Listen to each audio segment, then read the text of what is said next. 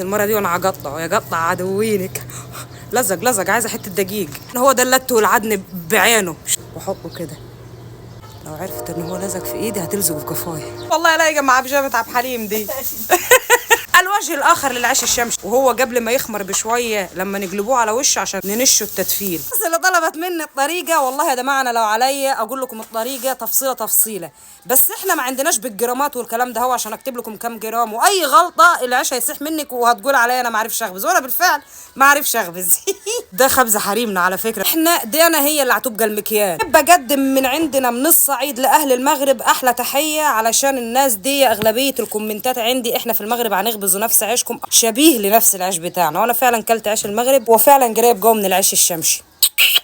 الناس اللي ما قدرش تنام الليل عشان الصليب اللي انا لابسه، مفتاح الحياه للناس اللي ما تعرفش، يعني لو شالوه من عندكم من كتاب التاريخ. فراعنه القدماء كانوا يستخدمونه للكتابه وكتابه الفن، انه رمز هيروغليفي قديم صار جدودي وجدودك. هتيجي ناس تقول لي وتحاول تعمل فتنه في الكومنتات، ماله الصليب يا دعاء؟ عيسى نبي وموسى نبي وكل اللي له نبي يصلي عليه، مع احترام لكل الاديان، بس انا حبيت اوضح النقطه دي لان في ناس ما هتنامش الليل وهتبعت لي انت مسلمه ولا مسيحيه.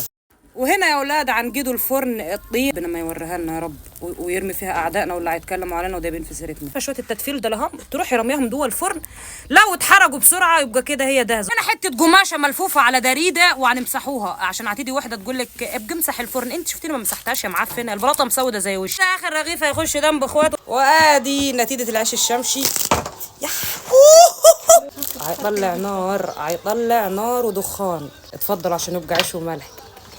هتيجي واحده معفنه تقول لي في وراك زباله انتوا ما منضفينش السطح، اقول لها ده الوجيد اللي هنحطوه في الفرن عقبال ما نحطوك انتوا وصرمك. تاكلي بيه اي حاجه ربنا خلقها في الحياه. السلام عليكم.